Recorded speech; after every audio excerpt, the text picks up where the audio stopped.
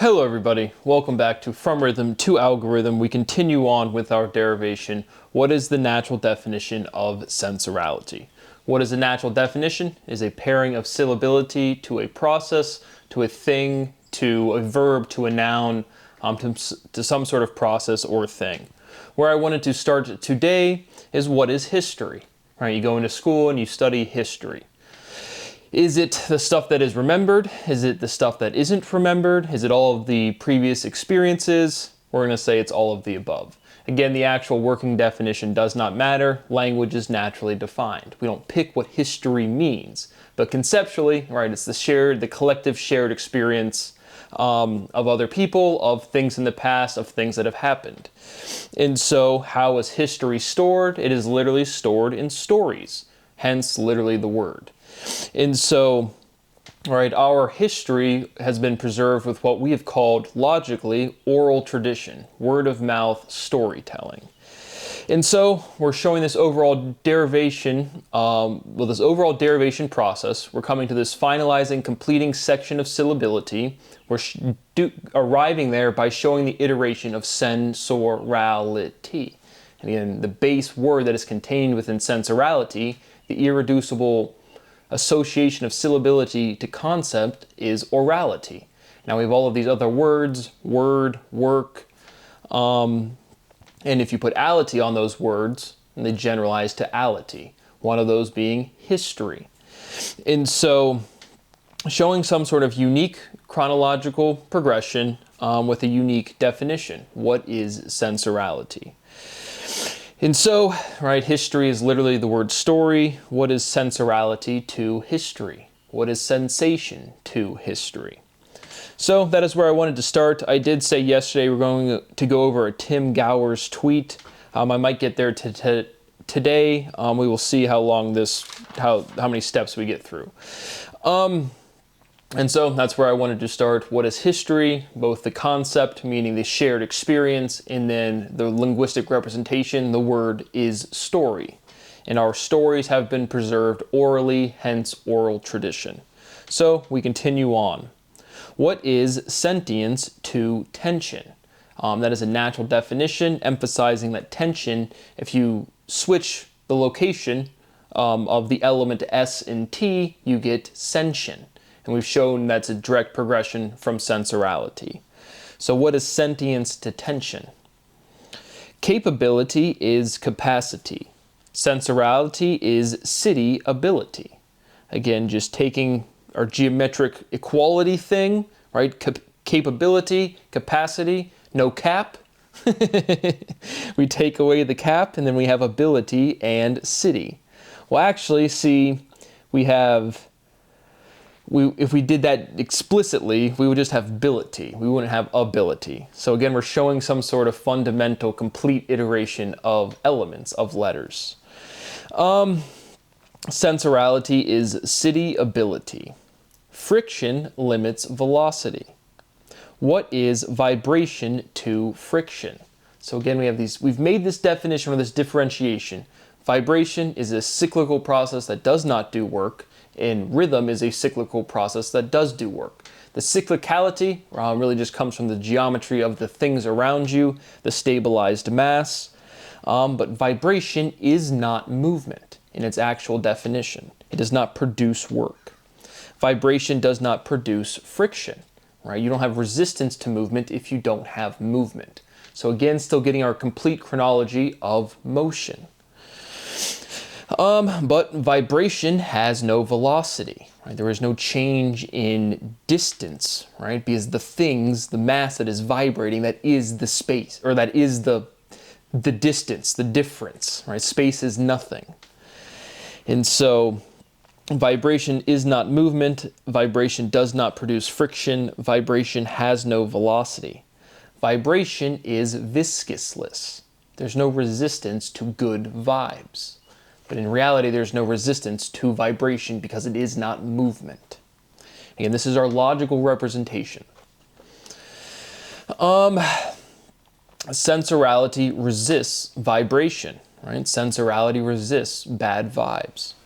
Sensorality, I literally just, again, I re-derived the same things. I said it out loud, then I went to read the next step, and it was the exact same thing. What is plurality to morality? All right, if your friends are doing it, Johnny, does that mean it's good? If your friend jumps off a bridge, are you going to jump off it too? If your friend Sean Carroll at Hopkins, bro, we're over at Hopkins, if he's studying dark energy and the 14 million dimensions of string theory, and should you study that too? Or should you say, hey, you know, where is research? What makes no sense whatsoever? What's a physical principle I can describe? Oh, rhythm would be one, but we're already completely describing it right here on from rhythm to algorithm, or from rhythm to agenticality, or whatever you want. We're finding a completing section of syllability, and we've built this logical context. Right? No one's out there running around saying, what is sensorality? But I am. We're going to find its direct iteration. But plurality to morality, right? Does it make anything more moral to do it in a group? Again, the exploration is because I'm making a YouTube content, but in reality, just relating the syllability, the shapes representing the sound, and the concepts of plurality and morality. Virality is hot. So I think I put it on the screen, but I forgot to say it. What is vulgarity to virality? Right, do bad words go viral? When you're a little kid and you're whispering with all your friends, are you saying all the little bad words? That's what we were doing. But just pointing out again, the structure of the word should be apparent. What is virality to velocity? Right, if it's more viral, it's got a higher velocity. Sensorality is the velocity of vulgarity. Vulgarity is ferocious. Another one of these words that, again, obviously strikingly similar to velocity, ferocity, ferocious, velocious. Again, just this overall general progression, chronologically unique to a unique definition. Are sequences set? Again, the from rhythm to algorithm series.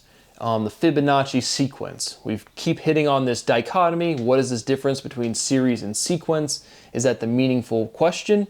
We've kind of paired series to a vector, sequence to a scalar, series to open, sequence to closed. Are sequences set? Are series serious? I know we've hit that one exactly directly, emphasizing the E and the O progression. Series to serious, direct iteration. Or not a direct iteration, but the vowel we're emphasizing is the E to the O. And again, it's that I working in and out is also along for the ride. Resolution is completion.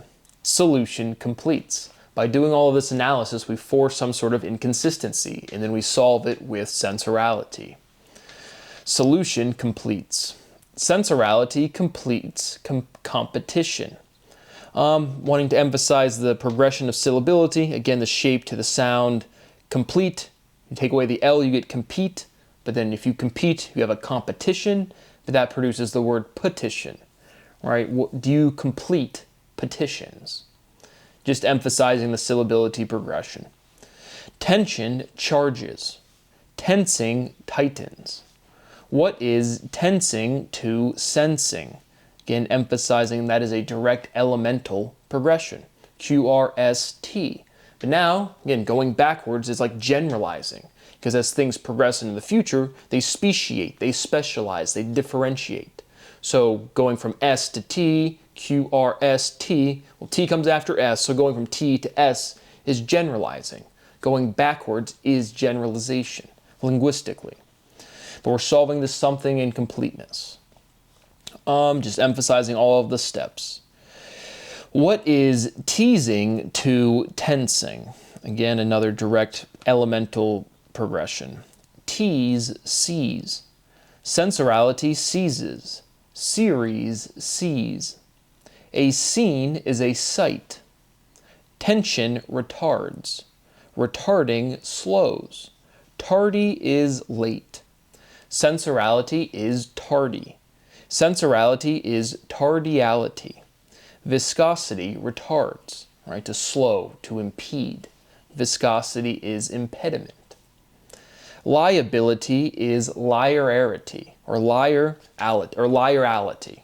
Just the word liar generalized with ality produces this base Aral. Again, the Aral Sea. If you go east of the Caspian Sea, which is east of the Black Sea, there used to be an ocean or sea called the Aral, A-R-A-L, emphasizing that progression.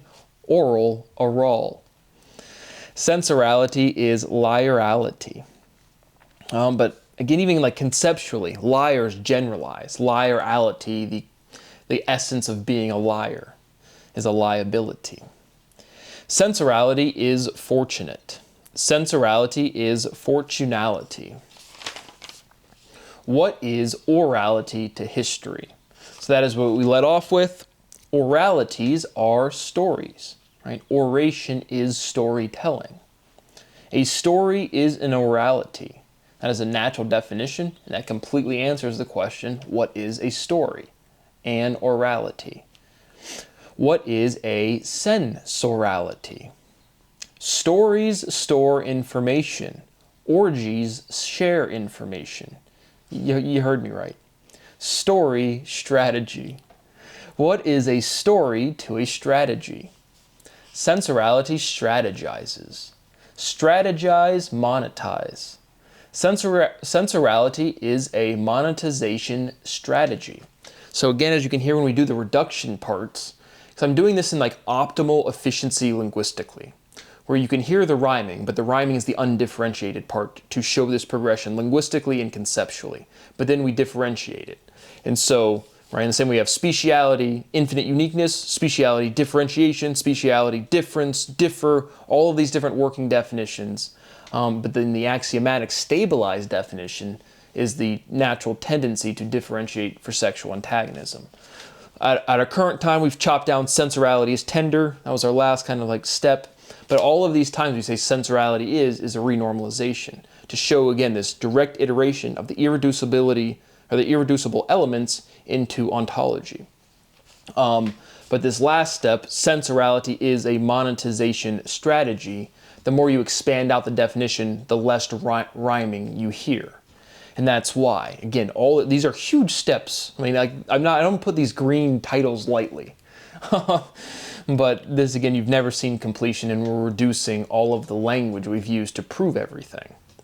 Moving along. What is sensorization to monetization? Sensorality realizes monetization. The exact reality of opening up your portfolio and having a realized gains and losses tab. Sensorality realizes monetization. This is a fun one. What is monetization to liquidation? Liquidating monetizes.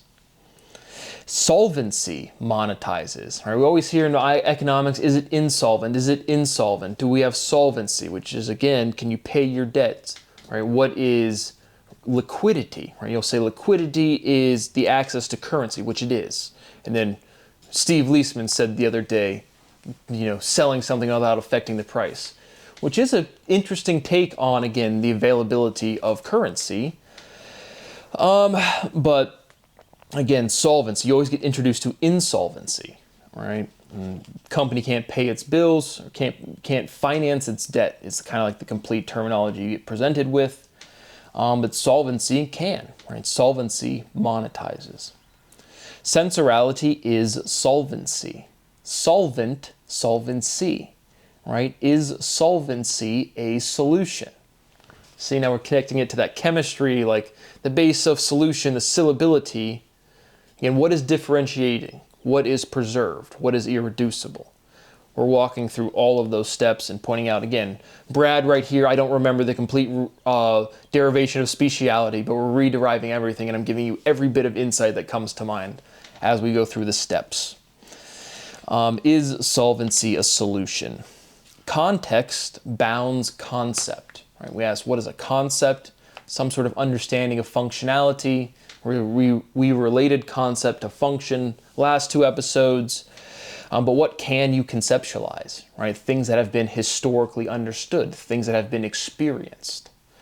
And so you can't, right? Our language is bounded by the things that we've interacted with. Stuff we can talk about is the stuff we've interacted with.